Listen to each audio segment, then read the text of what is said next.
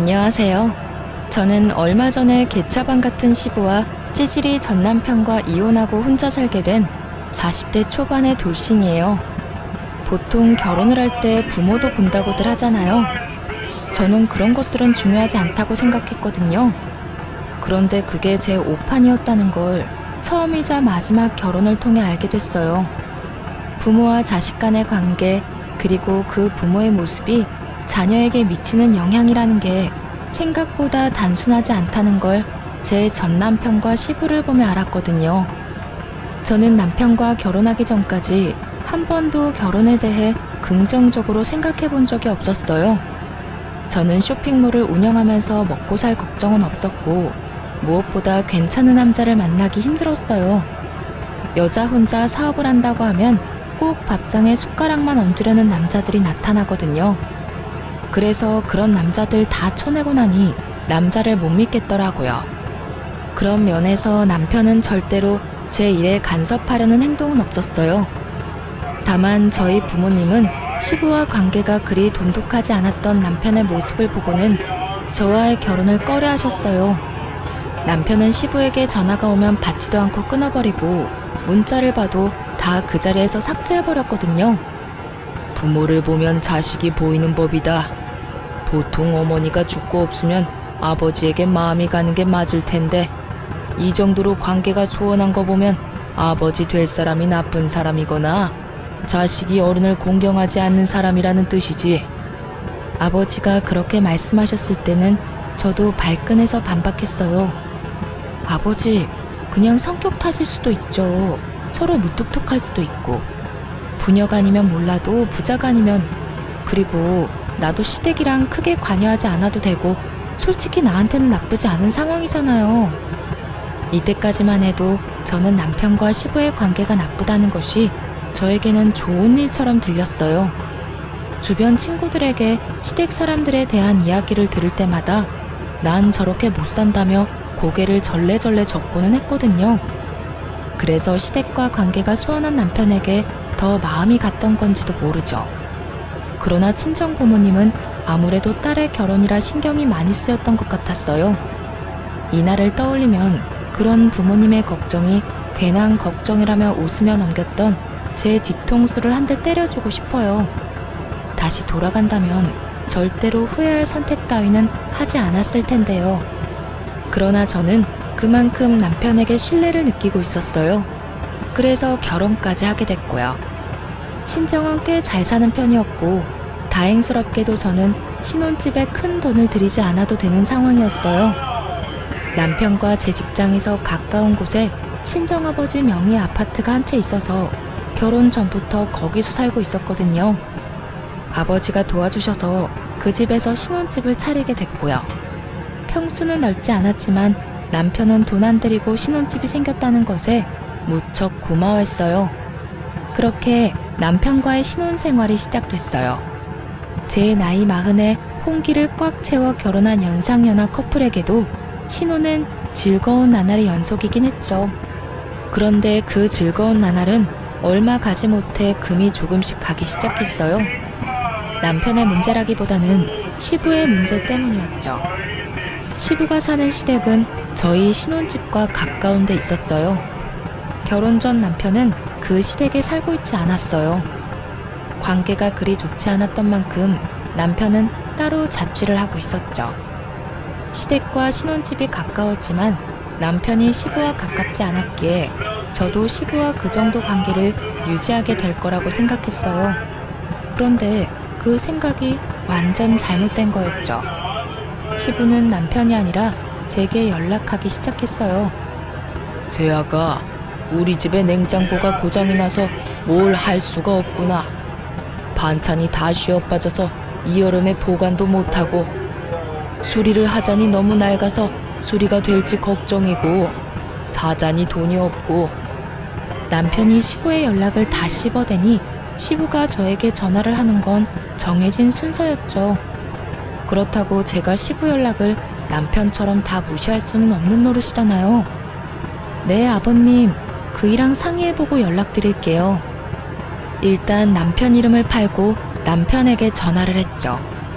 아버님 나한테 연락 오셨어.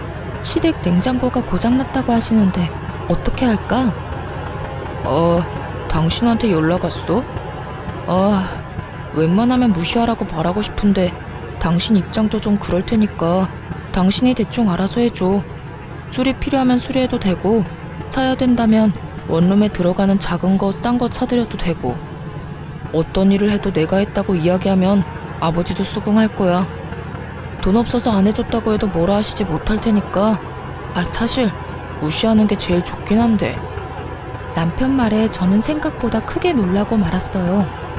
관계가 나쁘다는 것은 알았지만 대놓고 무시하라고 말할 정도로 사이가 나쁜 건지는 몰랐거든요.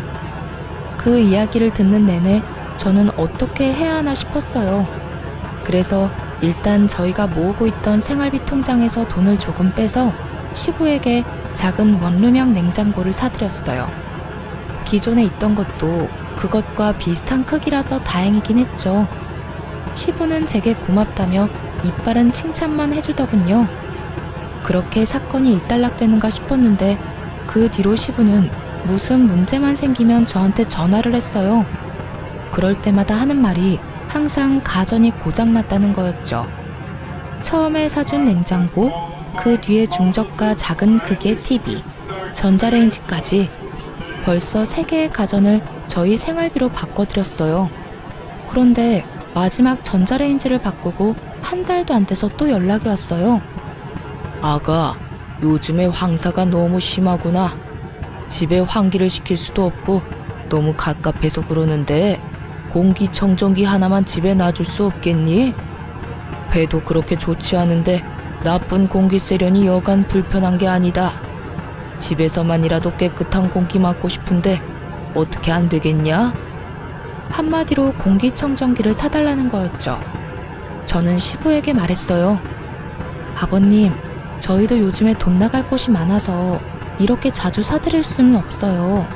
일단 모아놓은 돈도 거의 다 떨어져서 이번 공기청정기 사는 것도 아슬아슬하네요.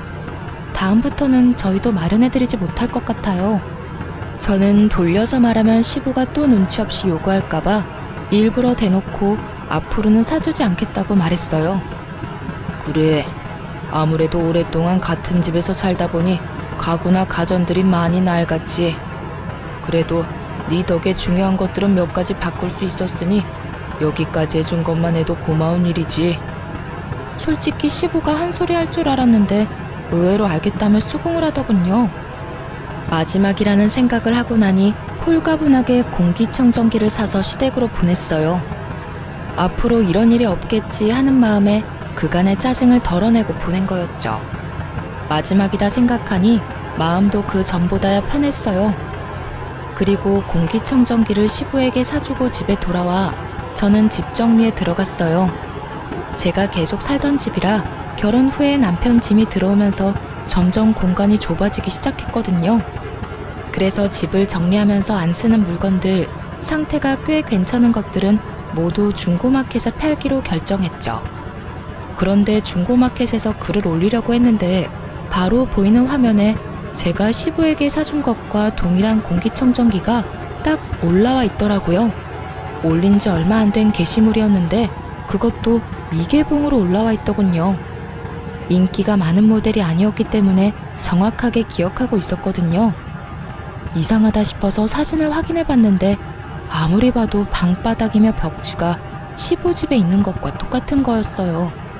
저는 그 주인의 거래 내역을 확인했어요. 예전에 올린 글들도 전부 미개봉 상품이었는데 하나도 빠짐없이 제가 시부에게 사준 가전들이었죠. 설마 아니겠지 하는 마음이 들면서도 제발 내가 생각하는 그런 게 아니길 바랬어요. 설마 시부가 저한테는 가전이 필요하다고 해놓고 미개봉으로 팔아먹었나 싶었거든요. 그래서 직장 동료에게 부탁해서 직거래 성사시켰어요. 그리고 동료 대신 직접 제가 거래를 하기로 한 장소로 향했고요. 그곳에는 시부가 떡하니 서 있었어요. 공기청정기를 가지고. 주소 봤을 때부터 확신이 됐어요. 시부 집 바로 앞에 있는 공원이었거든요. 며느라가, 네가 왜 여기 있는 거냐? 시부 표정이 아주 가관이었죠. 게다가 공기청정기를 몸으로 가리려고 시도하는 것을 보니 더 열받았어요. 아버님이야말로 제가 사주신 공기청정기 들고 왜 공원에 나와 계세요? 설마 지금 중고거래 하러 나오신 건 아니죠? 그게 말이지. 내가 원하던 모델이 아니라서 팔아서 다른 거로 사려고 했지 뭐냐. 너한테는 미안한 일이라 내가 말도 안 했어. 자연스레 거짓말을 꺼내더군요. 아버님, 그 말에 책임지실 수 있으세요? 그럼 여태껏 제가 사준 가전들은 집에 얌전히 잘 있겠네요. 아버님 집도 코앞인데 제가 직접 확인하러 가도 될까요? 지금 집에 말이냐? 네, 제가 사준 것들이 잘 있는지만 확인할게요. 제가 진짜 시댁으로 들어가려고 하니 시부가 온몸으로 저를 막으며 땀을 뻘뻘 흘리며 하소연하더군요. 아버님, 거짓말 그만하세요. 제가 사준 가전도 여태껏 다 팔았다는 거 알아요. 중고마켓에 거래 내역 다 나오는데 그건 모르셨나 봐요. 아니, 어떻게 이러실 수 있어요? 저희가 그렇다고 용돈을 안 드리는 것도 아니고. 아이고 며느라가, 내가 미안하다. 그래도 너는 돈 많이 벌잖냐. 나는 늙어서 이제 써주는 곳도 없고 일할 곳도 마땅찮으니 돈을 버는 게 없잖아. 늙으니 몸에 힘도 없고 써주는 곳도 없어서 그래. 네가 나 좀 이해해주면 안 되겠니? 시부는 제 눈치를 보며 저 자세로 굽히고 들어오더군요. 그런데 그게 더 얄미운 거예요. 시부는 한 직장에 오래 있지도 못했고 매번 사고쳐서 직장에서 쫓겨났다는 말을 들었거든요. 쫓겨나는 이유는 매번 돈 문제 때문이었고요. 돈을 벌려면 진득하게 일을 해야 하는데 그걸 못하고 가불이나 하고 성실하지도 못하니 매번 쫓겨나는 게 일상인 거죠. 그리고 그런 사람이었으니 이렇게 며느리 뒤통수를 치는 거였죠. 이해를 하고 말고를 떠나서 이건 신뢰의 문제잖아요. 돈을 마련하려고 저한테 거짓말을 몇 번이나 하신 거예요. 제가 얼마나 기가 막히는지 아시긴 하냐고요. 앞으로 이런 거 사드릴 생각 없으니 물건 사달라고 저한테 연락하지 마세요. 저희 남편한테 전화해서 용건 말씀하시고요. 누구는 돈이 남아 돌아서 사준 줄 알아요? 남편이야 어떻든 저라도 시부와의 관계를 좋게 만들어 보려고 했는데 결국 모든 것이 와르르 무너져 버렸어요. 그리고 시부가 들고 있는 공기청정기를 가져오며 말했어요. 어차피 필요 없는 물건이라고 했으니 제가 다시 환불할게요. 미개봉에 상자 안에 그대로 들어가 있으니 환불하기도 쉽겠네요. 아가, 그건 놔두고 가야지. 나도 돈이 없어서 팔려고 하는 건데 이것까지만 받고 나도 더 이상 너한테 사달라고 하지 않으마. 우물쭈물 그딴 말이나 짓거리는 시부를 보니 열이 받아 빽 소리쳤어요. 돈 필요하면 아드님한테 이야기하시라고요. 애꿎은 저한테 돈이며 시간 쓰도록 만들지 마시고. 그리고 매달 용돈도 드리고 연금도 나오시잖아요. 공과금도 남편 앞으로 날아오는데 그렇게 치면 저희가 얼마나 많은 돈을 대신 내드리는지 알고는 있으세요? 결국 참지 못하고 폭발한 제 말에 시부가 입을 꾹 다물더군요. 저는 낚아채듯 시부 손에서 공기청정기를 가져와 다시 차에 실었어요. 간다는 말도 없이 차에 물건만 실어 집으로 향했죠. 가는 내내 어이가 없고 열이 받아서 남편에게 전화했어요. 여보, 아버님이 오늘 내가 사드린 공기청정기 중고거래하다가 나한테 딱 걸렸거든? 아버님 도대체 왜 그러신데? 돈을 적게 드리는 것도 아닌데 왜 이렇게 사람 뒤통수를 치시는 거야? 거짓말을 왜 자꾸 하시는 거냐고. 아버지가 또 그랬어? 내가 할 말이 없다. 그렇다고 내가 당신한테 아버지랑 관계 끊으라고 할 수도 없고. 아버지가 좀 그래. 돈도 밝히시고 잔머리도 좀 굴리시는 편이지. 그래서 내가 연락을 안 받는 건데 당신한테 연락을 할 줄은 몰랐어.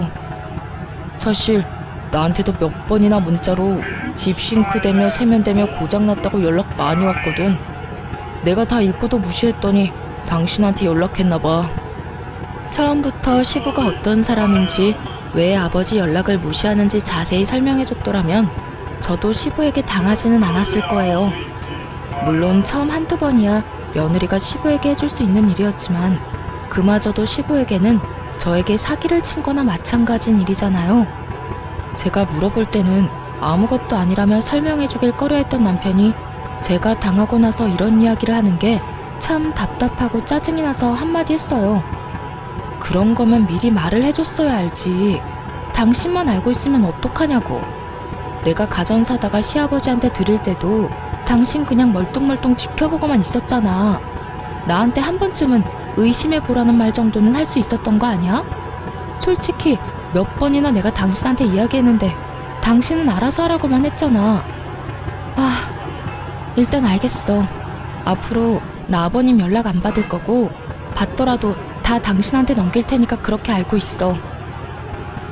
저의 선의가 사기로 돌아왔다는 것에 너무 화가 난 저는 남편에게도 큰 실망을 했어요. 그리고 시부의 요구를 더 이상 들어주지 않도록 연락 자체를 차단하겠다는 제 말에 남편은 긍정도 부정도 하지 않았죠. 다만 그날 집에 가서도 불편한 기색을 숨기지 않았더니 남편도 제 눈치를 실실 보더군요. 그 뒤로 시부 연락을 몇 번 무시했더니 저한테 연락은 더 이상 오지 않았어요. 다만 남편에게 더 많은 연락이 간 모양이었어요. 저야 속 편해졌으니 시부에 대한 생각은 더 이상 하지 않았어요. 결혼하고 1년도 안 되어서 이런 일이 벌어져서 솔직히 화도 많이 났지만 그래도 더 이상 연락을 안 하게 됐으니 다행이라고 생각하기로 했어요. 초반에 잘 끊어냈다 싶었죠. 그렇게 몇 달간 참 조용한 시간이 흘렀어요. 시부에게 연락이 없으니 그냥 제 생활만 하면 돼서 마음도 편하고 좋았거든요.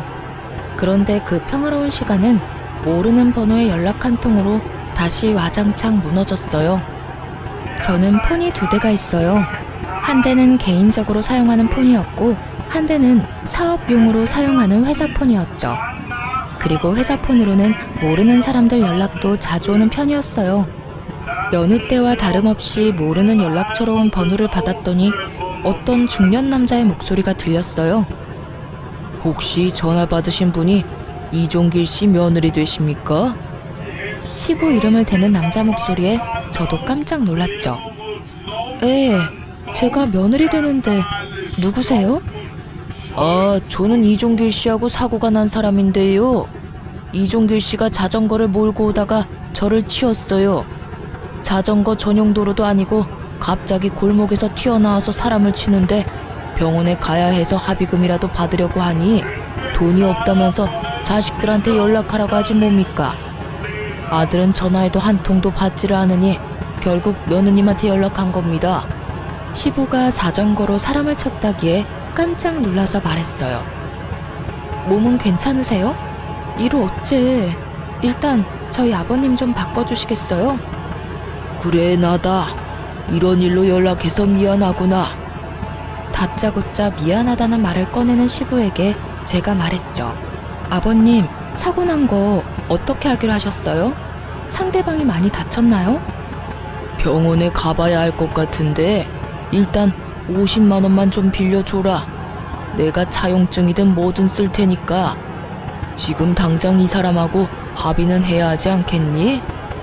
당시에는 너무 경황이 없어 상황을 알아볼 틈도 없이 일단 돈을 빌려주기로 했어요. 그리고 빌려달라는 말은 곧 갚을 거라는 말이니 부담도 없었고 말이죠. 노파심에 한마디 덧붙였어요. 아버님, 다치신 분 입원으로 다 마무리해야 해요. 계속 끌고 오면 답 안 나오니까 병원 같이 가서 진료 보고 다 할 때까지 그냥 가시면 안 돼요? 신신당부를 하고 전화를 끊었지만 그 뒤로 걱정이 되는 건 어쩔 수 없었어요. 저녁까지 아무 연락이 없으니 상황이 궁금해 제가 먼저 전화를 했어요. 아버님, 일은 잘 처리됐어요? 뒷말 안 나오도록 잘 해결하신 거 맞죠? 그래, 다 해결 잘 됐다. 네가 돈을 빌려줘서 그걸로 합의금이랑 치료비 했어. 그 돈은 내가 나중에 꼭 갚으마. 고맙다, 며느라가. 그렇게 말을 하는 시부를 보며 시부도 반성을 했나 싶은 생각이 들었어요. 게다가 자전거로 친 사람이 생각보다 상태가 괜찮다는 말에 안도의 한숨을 내쉬었죠. 경황이 없고 너무 놀랐지만 잘 해결됐으니 말이에요. 그런데 그 한 달 뒤 이번에도 모르는 사람에게 전화가 왔어요. 상대방은 전화를 한 시점부터 이미 화가 나 있었어요. 여보세요? 이종길 씨 가족이요? 네? 네, 맞는데 누구세요? 아니, 멀쩡히 주차된 차를 자전거로 박아서 엉망을 만들었잖아요. 이거 어떻게 책임지실 거예요? 아들은 전화하니 받지도 않고. 이거 다 고치려면 못해도 100만 원은 넘게 나올 텐데. 그쪽 시아버지라는 사람이 돈 못 주겠다고 버티고 있으니 내가 답답해서 가족한테 연락한 거요. 또 사고 소식이었어요. 이번에는 자전거로 주차된 자동차를 박았다고 하더군요. 결국 이날도 150만 원을 시부에게 빌려줬어요. 시부는 절대 돈을 달라고 하지 않았어요. 빌려달라고 했을 뿐이지. 그러니 뭐라 할 수도 없고 괜히 짜증나고 열받는 마음에 남편에게 전화해서 화냈어요. 여보, 아버님이 자전거 타고 다니면서 여기저기 사고 엄청 내고 다니는 거 당신 알아? 뭐? 그런 일이 있었어? 나야 모르지. 전화는 안 받았으니까. 그리고 요즘에는 나한테 연락도 안 오시던데. 모르는 번호로 연락 한 번도 안 왔어? 당신한테 전화했었다는데? 당신이 전화 안 받아서 나한테 전화하는 거라고 그랬는데? 그 말을 들으니 더 화가 났어요. 당연히 이런 일이 생기면 아들한테 연락하는 게 정상이잖아요. 이 시부는 아들한테는 CR도 안 먹힐 걸 알고는 저한테만 연락을 한 거예요. 아버님이 나한테 빌려가신 사고 합의금만 200만 원이야. 그거 분명히 빌려달라고 해서 빌려드린 거고. 그런데 처음엔 빌려간 돈도 안 갚고 벌써 두 번째 사고 합의금도 빌려가셨거든? 돈 안 갚으실 것 같으니까 당신이 어떻게 좀 해봐. 아, 당신도 너무하네. 돈도 잘 벌면서 그 정도도 못해줘? 너도 가만 보면 사람이 인정머리가 없어. 뭐? 아버님 무시하라고 한 사람이 누군데 이제 와서 인정머리 타령이야. 그래서 가정 갖다 팔아버린 건 안 돌려받았잖아. 그거라도 악착같이 돌려받을 걸 그랬어. 그리고 당신 아버지가 사고친 걸 왜 내가 해결해야 하는데? 내가 당신이랑 결혼했다고 해서 당신 아버지가 진짜 내 아버지가 된 것도 아니고. 그렇게나 아버지 생각하면 당신이 알아서 다 해야지. 여태껏 시아버지 연락 다 씹어놓고 모른 척한 사람이 할 말은 아니지. 왜? 너도 결혼하니까 없던 효심이 막 생기고 그래? 와이프한테 대리호도 시키고 싶냐? 제 말에 남편놈이 기가 차다는 듯이 쳐다보더군요. 제가 틀린 말을 한 건 아니잖아요. 남편이 시부에게 어떻게 행동하는지 제가 싹 다 봤는데 이제 와서 효자 노릇을 하려고 하는지. 됐다 됐어. 내가 당신이랑 무슨 말을 해? 돈을 잘 벌면 뭐해. 인간이 안 됐는데. 가족 소중한 줄도 모르고. 그딴 말을 짓거리며 남편이 콱 문을 닫고 나가버리더군요. 완전 어이가 없었어요. 화를 낼 사람이 누군데 지가 화를 내요? 저도 빈정이 상할 대로 상했고 거의 2주가 넘도록 남편과 냉전을 유지하고 있었어요. 당연히 이 상황이면 남편이 고개를 숙이고 들어와야지 제가 사과를 할 필요가 없잖아요. 그런데 그렇게 남편과 싸우고 2주 뒤 시부에게서 또 한 번 연락이 왔어요. 아가, 내가 이렇게 계속 연락하니 미안하구나. 다른 게 아니라 내가 걸어가다가 사람하고 부딪혔는데 그 사람 핸드폰이 박살이 났어. 100만 원은 넘게 필요할 것 같은데 어떡하지? 이쯤 되니 합리적인 의심이 들더군요. 사고가 이렇게 연달아 날 수가 있을까요? 저는 냉정하게 시부에게 말했죠. 아버님, 그러면 일단 폰 들고 수리센터 가셔서 수리를 먼저 하고 있으세요. 제가 그쪽으로 가서 직접 확인하고 수리비 드릴게요. 저는 직접 가기로 했어요. 여태껏 전화로만 상황을 전달받았을 뿐 그게 진짜로 있었던 일인지는 몰랐잖아요. 그래서 확인을 하기로 했어요. 그랬더니 시부가 화들짝 놀라 그러더군요. 네가 직접 오려고? 근데 파손 정도가 심해서 사야 할 것 같은데 수리로는 안 될 것 같아. 그러면 그 파손된 폰 꼭 들고 대리점으로 가세요. 제가 확인하고 구매해드릴 건지 말지 결정할게요. 그렇게 말하니 시부도 잠깐 망설이더니 주소를 하나 알려주더군요. 그 주소가 적힌 곳으로 갔더니 시부와 제 또래의 남자가 거기 서 있는 것이 보였어요. 제가 도착하기 직전에 시부와 그 사람을 보았는데 딱 봐도 두 사람 거리가 가까운 것이 모르는 사이처럼 보이지 않더라고요. 아버님, 저 왔어요. 이쪽 분이 사고 난 상대방이세요? 네, 어르신이 제 폰을 박살내서 제가 가져왔어요. 화면이 완전히 깨졌고 터치도 먹통이에요. 제가 봤을 때 수리는 의미 없고 새로 사야 할 것 같거든요. 요즘에 나오는 걸로요. 딱 봐도 옛날 모델의 폰이었어요.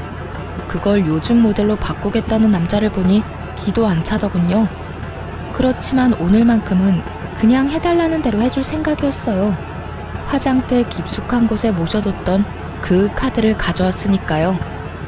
남편이 결혼 직후 만들었던 신용카드였는데 실물 카드로는 안 쓰고 페이로만 쓰다 보니 진짜 카드는 안 들고 다녔거든요. 그걸로 저 남자가 원하는 걸 결제해줄 생각이었어요. 괜찮아요. 카드로 일시불로 구매해드릴 테니까요. 현금만 보내주다가 카드로 결제하니 시부가 약간 당황하더군요. 이번에도 현금을 받을 줄 알았나 봐요. 그런데 시부가 상대방 남자의 눈치를 좀 보더라고요. 아마 현금으로 나오면 둘이서 나눠받을 생각이었던 모양이었는데 제가 카드를 긁으니 생각한 대로 일이 돌아가지 않아서 그런 듯 싶었어요. 게다가 시부는 얼마나 당황했는지 손에 들린 서류를 숨길 생각도 안 하더군요. 일상생활 책임 손해보험을 탈 수 있는 서류요. 신청서랑 견적서 뭐 이런 것들이었는데 그걸로 보험 타면 자기 부담금 빼고 다 나오는데도 저한테 돈을 뜯으려는 속셈인 게 다 까발려진 거죠. 그전에도 그랬을지도 모르죠. 며느리한테 현금 받아가고 또 보험까지 타먹은 거면 보험 사기는 아니지만 며느리한테 사기친 거나 다름없고 저 상대방까지 한통 속이면서 서로 돈 나눠 먹으려고 공사친 거면 보험회사와 며느리 둘 모두에게 사기친 거니까요. 그렇지만 이번에는 그렇게 화가 많이 나지는 않았어요. 남편 신용카드로 결제하는 거라서요. 결제를 하고 나니 시부와 사고 당사자는 급히 가봐야 한다며 저를 두고 나가더군요. 그리고 시부와 헤어진 바로 직후에 남편에게 전화가 왔어요. 응, 나야. 이거 뭐야? 180만 원? 당신 지금 어디서 뭐해? 아버님이 다른 사람 핸드폰 파손시키는 바람에 그거 수습하려고 나와있지. 원래 수리하려고 생각했는데 상대방 분이 수리해도 안 될 것 같다고, 새로 사야 할 것 같다고 해서 내가 당신 카드로 결제했어. 왜? 문제 있어? 아니, 그걸 왜 내 카드로 사는데? 그럼 왜 내가 계속 돈을 내야 해? 당신 이상하네. 원래라면 아버님이 친사고 당신이 수습하는 게 맞는 거 아니야? 나는 며느리지 딸이 아니잖아. 며느리는 가족 아니야? 너 이렇게 성격 못된 애였어? 돈 뒀다 뭐하게. 너 잘 벌잖아. 그 정도면 네 선에서 해결할 수 있었던 거 아니야? 그러니까 내가 왜 해결해야 하냐고. 당신이 신경도 안 쓰는 아버님 왜 나한테 다 맡겨? 한두 번이 아니잖아, 한두 번이. 당신이 언제부터 효자였어? 나한테 신경 쓰지 말라고 하더니 왜 또 갑자기 못해줬다고 난리야. 잘해주고 싶으면 네 돈으로 잘해드려. 그리고 내가 네 가족이 원할 때마다 돈 인출해줘야 하는 통장이야? 어디서 사람을 호구 취급하고 난리야? 내가 이 땅 꼴 보려고 너랑 결혼한 줄 알아? 너 말 잘해. 너 돈 많다고 언제까지 내가 너한테 굽실거려야 하는데? 이런 식이면 나 너랑 못 살아. 굽실거린 적 없던 남편놈이 이딴 말을 꺼내니 진짜 기가 차서 열이 얼굴로 확 오르더라고요. 살지 마. 누구는 이렇게 살고 싶겠어? 그리고 네가 언제 나한테 굽실거렸어? 이런 식이면 못 산다고? 내가 할 말이다 이놈아. 해, 이혼. 뭐하러 눈치 보고 있어? 말 한 번 잘 꺼냈네. 네가 안 하면 내가 그 말 하려고 했는데 잘 됐네. 내 눈이 병신이었지. 어디서 이런 인간이랑 결혼을. 결국 화를 못 참은 제가 남편놈 말에 이혼을 하자고 선언하고 전화를 확 끊어버렸어요. 남편놈이 당황한 듯 다시 연락 와서 그런 거 아니라고 홧김에 말 좀 잘못한 거 가지고 무슨 이혼이냐며 난리였지만 저는 눈도 깜짝 안 했어요. 입 밖으로 꺼낸 말 책임져. 나랑 못 살겠다며. 나도 네 의견 존중한다니까. 한 입으로 두말하지 말고 그냥 네가 원하는 대로 해줄게. 그리고 오늘 집에 들어오면 당장 짐 싸서 나가. 네 얼굴 꼴도 보기 싫으니까. 결국 남편 놈은 제게 애원했지만 제가 받아주지 않았고, 그렇게 저희는 빛과 같은 속도로 이혼을 했어요. 결혼한 지 1년도 안 되어서 이혼한 거죠. 결혼 기간이 짧아서 이혼도 빠르게 됐어요. 나눌 것도 없었고 서로 가져온 만큼 가져갔죠.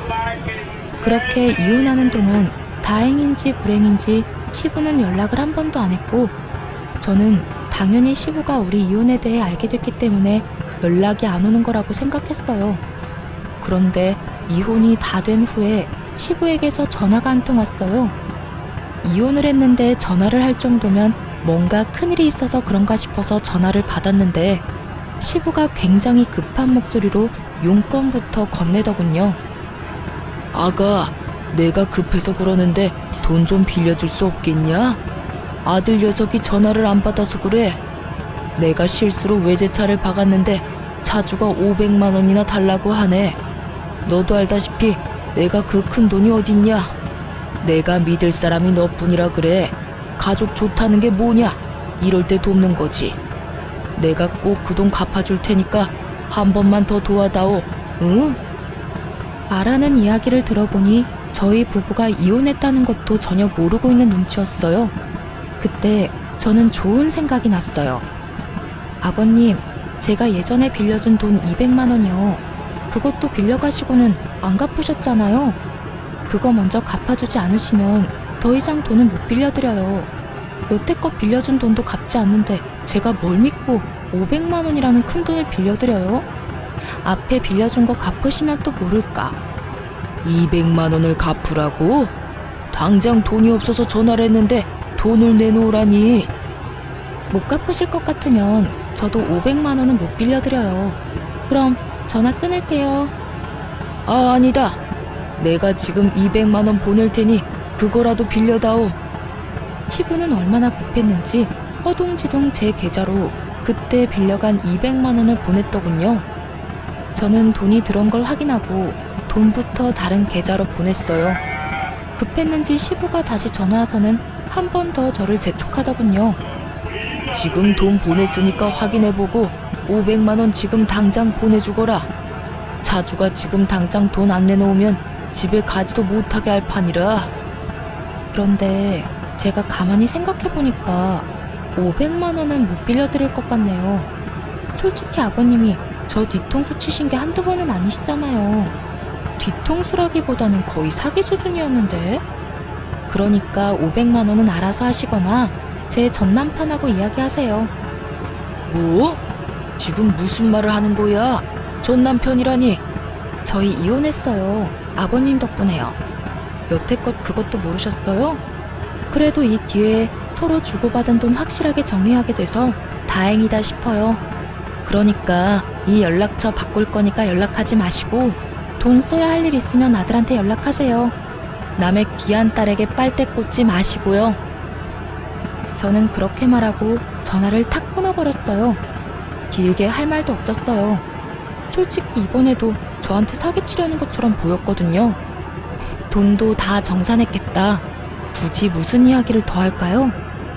그런데 시부는 저한테 하고 싶었던 말이 많았는지 계속 전화를 하더군요. 스팸을 걸었더니 이번에는 모르는 번호로 계속 전화질을 했어요. 몇십 통을 연달아 전화하는 시부를 보며 저는 무음으로 폰을 내버려뒀어요. 그런데 시부의 연락들 사이로 전남편의 전화가 왔더라고요. 저는 전남편 속이라도 긁을 생각으로 전화를 받았죠. 무슨 일이야? 당신 우리 아버지한테 돈 뜯어갔어? 당장 아버지한테 돌려드려. 부자가 쌍으로 웃기네. 넌 네 아버지가 돈 뜯긴 것만 생각하고 내가 뜯긴 건 생각도 안 하지? 맨 처음에 내가 빌려준 거고 그거 돌려받은 거야. 정당한 거래였거든? 뭘 알거나 말하던지. 아무것도 모르는 놈이 더 시끄럽지? 지금 당신이 무슨 짓 저지른 건지는 알아? 아버지 지금 큰일 나게 생겼어. 진짜 외제차 사고 낸 것도 문제인데 차주가 조직폭력배 같아. 아버지한테서 못 받으면 아들한테 받겠다면서 지금 나한테도 협박 문자고 난리 났어. 이런 식이면 당신도 무사하지는 못할 거라고. 이보세요. 나 당신이랑 남남인 사람이야. 애라도 하나 있었으면 또 모를까. 애도 없는 우리 사이가 찢어지면 그냥 남인 거지. 나한테까지 오면 나는 경찰에 신고하면 그만이야. 내가 잘못했어? 당신 가족이 잘못한 거지. 관련 없는 사람이고 남보다 못한 사이인 거 알면 쓸모없어서라도 나한테 올 일 없으니까 신경 꺼. 진짜 당신 왜 이러는데? 나 죽는 꼴 보고 싶어서 그래? 아무리 남이라도 한때는 같이 산 사람이잖아. 애원하는 전 남편 목소리에 제가 코웃음을 쳤어요. 같이 산 게 뭐가 대수라고? 너야말로 나한테 왜 이러는데? 네가 죽든 말든 내가 뭔 상관이냐고. 돈 200만 원 돌려받은 건 정당한 거야. 내게 빌려간 돈이었으니까 내가 돌려받는 건 당연하고, 사고 나서 생긴 비용은 네가 처리하는 게 맞는 거고.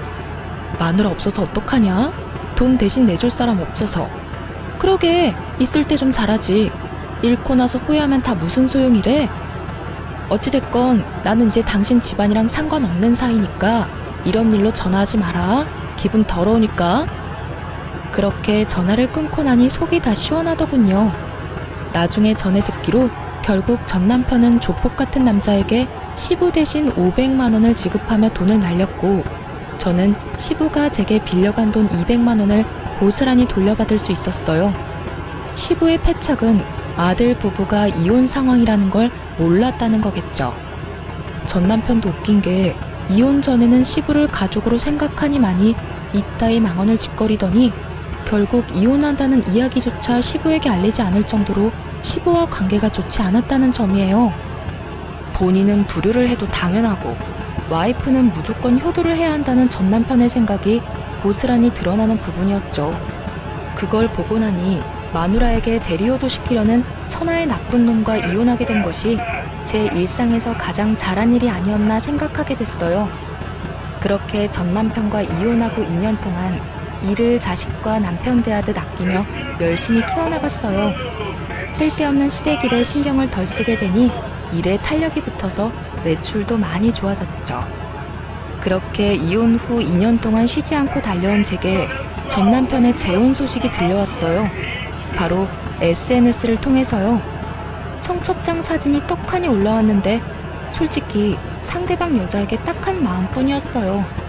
어쩌다가 저런 인간 같지도 않은 놈을 만났을까? 딱 그런 마음만 들었어요. 그렇다고 제가 관여할 만큼 사람 좋은 것도 아니니 신경 끄려고 했죠. 그런데 여동생이 전 남편의 재혼 상대와 찍은 웨딩 사진을 보더니 엄청 당황하더라고요. 이 사람이 언니 전 남편 재혼 상대라고? 나 아는 사람이라고. 세상에 미쳤나봐. 어떻게 이 사람이랑 결혼을 해? 왜 누군데? 너랑 친한 친구라도 돼? 엄청 친한 건 아닌데 나랑 고등학교 동창이야. 같은 반 된 적은 없는데 같은 학원에 다녀서 겹치는 친구가 있거든. 아니 그리고 이 친구 지금 변호사야. 그런데 이런 남자랑 결혼을 한다고? 그것도 초혼인 여자가 돌싱남이랑? 다 알고 결혼하는 건 아니겠지? 안 되겠어. 내가 말리기라도 해야지. 야 됐어. 남의 연애 사정에 간섭하는 거 아니야. 그냥 놔둬. 문제 생기면 알아서 떨어져 나가겠지. 그리고 거기 구멍이 전 남편 하나는 아니잖아. 그 시부가 여전히 똑같은 짓거리 하고 다니면 모르고 싶어도 모를 수 없겠지. 그래도 내가 모르는 사이면 모르겠지만 말고 지내는데도 입 다물고 있는 건 좀... 그렇다고 네가 이야기하면 그 여자가 좋아하겠어? 괜히 나섰다가 너 듣기 싫은 말만 할지도 모르지. 놔도 안에서 새는 바가지가 밖에서 안 셀 리가 있겠어? 가만히 놔둬도 지 무덤 열심히 파고 있을 테니까. 인사만 하고 지내는 친구라도 그런 친구가 제 발로 지옥으로 걸어 들어가는 건 막고 싶었는지 여동생이 한숨을 푹 쉬더군요. 고민 좀 해봐야겠어. 이야기를 할지 말지. 그런데 한 달쯤 뒤에 전 남편의 계정에서 청첩장이 싹 사라졌어요. 웨딩 관련 사진들도 다 없어지고요. 무슨 일이 생겼구나 싶어 동생에게 연락해보니 자기가 말했다고 하더군요. 그 친구에게 제가 전 남편과 이혼하게 된 경위와 시부의 만행을 모조리 알려줬다고 하더군요. 특히 시부가 상대방과 짜고 사고 난 것처럼 꾸며서 저한테 합의금조로 돈 받아가고 그 후에 보험까지 타서 먹었다는 이야기를 했대요. 변호사니까 범법과 관련된 일에는 예민할 수밖에 없으니 그쪽으로 건드려봤다는데 그게 효과가 있었던 모양이더라고요. 처음에는 동생의 의도를 오해해서 꽤 미워했다고 하던데 그 뒤에 시부가 그 예비 며느리에게 사고가 났다며 돈을 달라고 했다더군요. 사람이란 게 의심이라는 게 한 번이라도 들기 시작하면 끝도 없이 생기기 마련이거든요. 설마 하는 마음으로 가득한데 거기서 시부가 도화선을 당겨버렸으니 그 예비 신부가 자세히 알아봤던 모양이에요. 당연히 시부는 저에게 했던 것과 똑같이 아는 사람과 짜고 예비 며느리에게 돈을 타고 보험금까지 타먹으려고 한 상태였고 그 모든 사실을 알게 된 여자가 시부의 범죄 행동에 놀라 결혼식 직전에 전 남편과 파혼하고 시부를 보험회사에 보험 사기로 신고했다더군요.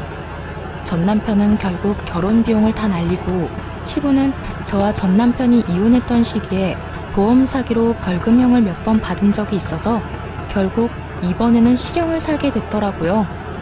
그 이야기를 듣는데 어쩜 속이 얼마나 시원하던지.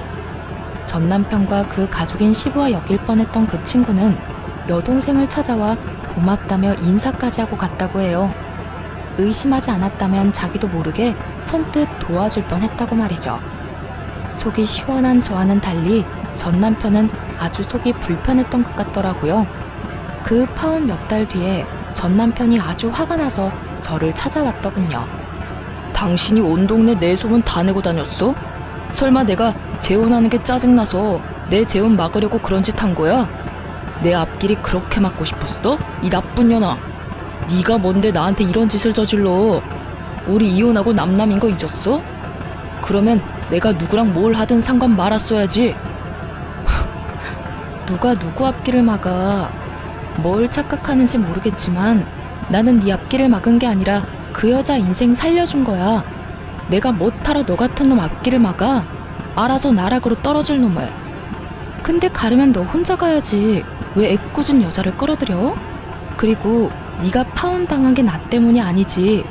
그 여자가 당신이랑 당신 아버지에 대해 들었을 때 네 놈한테 파혼하자고 하지도 않았어. 오히려 그런 말을 한 사람을 더 의심했지. 근데 봐. 결국은 당신 아버지가 한 건 했잖아. 돈이 얼마나 궁했으면 결혼 전에 예비 며느리한테 사고 쳤으니 돈 달라고 했겠어. 그 이후에 그 여자가 뒷조사한 건 몰랐나 보네. 너 그걸 말이라고 왜 그런 말을 그 사람한테 했냐고. 그거 명예훼손 모욕죄 그런 걸로 너 소송 걸 거야? 걸어. 명예훼손이랑 모욕죄 최소 성립 요건도 모르는 놈이 어디서 잘난 척은. 소송하고 싶으면 해. 누가 문제 있는지는 법원에서 가려주겠지. 근데 그 전에 이 물건은 좀 가져가. 당신 아버지 우리 집으로 자꾸 편지 보내는데 완전 짜증나거든. 저는 전 남편에게 하얀 편지 봉투 더미가 담긴 봉투를 거칠게 건넸어요. 아, 처음 알았는데 당신 아버지 좋은 데 가셨더라. 그런데 우리 이혼했다고 말했는데도 우리 집으로 편지 넣으시던데 앞으로 이 편지 반송시킨다고 전해줘.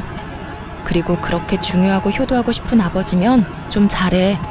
도대체 뭐 하느라 아버지 뒤치다거리도 못해? 전 남편은 시부의 편지를 한 통 꺼내 읽고는 분을 사귀지 못하고 얼굴이 벌겋게 달아올랐어요. 제가 읽었던 것과 똑같은 내용이 적혀 있었죠. 당장 영치금부터 넣어달라며 자식이 된 도리로 아비가 이렇게 힘든데 돈 한 푼 안 넣어주는 건 어디서 배워먹은 버르장머리냐고 그렇게 쓰여 있었거든요. 몇 건이나 되는 보험 사기로 징역형 살고 있는 주제에 아주 당당하게 영치금을 바라는 시부와 그런 시부의 편지를 보고 열불이 난 전 남편을 향해 저는 한바탕 웃어줬어요. 너 얼굴 완전 홍당무됐어. 이혼 전에는 한 번도 볼 수 없었던 얼굴인데 보고 있으니까 너무 웃기네. 그러게 잘 좀 하지 그랬어? 하긴 너 잘하긴 했잖아. 남의 돈으로 효도하는 거. 왜? 애써서 잡아뒀던 능력 좋은 예비 신부가 사라지니까 효도 같은 건 생각도 못하겠어? 그러게 좀 작작하지 그랬어. 네가 네 아버지하고 연락을 아예 끊고 살면서 아버지 문제 오픈하고 해결하려 노력했다면 이런 일까지 벌어지지는 않았을 거야. 다 네가 만든 상황이니 어쩌겠어. 그냥 너희 아버지 원하는 대로 영치금이나 듬뿍 넣어줘. 어차피 결혼하려고 모은 돈도 있을 텐데 그걸로 아버지 돈 넣어드려. 효도해야지. 안 그래? 이 인간이 진짜 정신이 나갔나? 왜 이딴 편지를 이쪽으로 보내서 사람 쪽팔리게 만들어? 아, 너무 웃겨서 배 아프네. 우리 이제 여기서 다 끝난 거야. 나는 더 이상 너하고 관련된 거 하나도 안 남겼거든. 앞으로 재혼이 또 하고 싶을지는 모르겠지만 적어도 양심이 있다면 법 쪽에는 좀 피해라. 범법자 아버지 수습안 관한 주제에 변호사랑 결혼을 지나가던 개가 웃겠네. 저는 그렇게 말하고 부들부들 떨며 노려보는 전 남편 놈을 쫓아냈어요. 그렇게 노려보면 누가 무섭대요? 이빨 빠진 개가 노려봤자죠. 재혼 준비에 쓰였던 돈이며 자존심까지 모두 탈탈 털린 전 남편의 소식은 그 뒤로는 알지 못했어요. 듣고 싶은 마음도 없고 들을 필요도 없었죠. 뼛속 깊이 새긴 경험 하나 알려준 놈으로 기억하고 있을 뿐이죠. 결혼 앞두고 계신 분들은 시댁 부모님 잘 보세요. 시부모를 보면 남편을 안다는 말이 거짓말이 아니었거든요. 옛말 틀린 말 하나 없다는 걸 깨닫고 저의 결혼 생활은 1년 반 만에 막을 내렸네요. 저의 실패를 경험 삼아 다른 분들은 실패하지 않으셨으면 하는 마음으로 제 이혼에 대해 길게 써봤어요. 시간 내서 글 읽어주신 분들 감사합니다.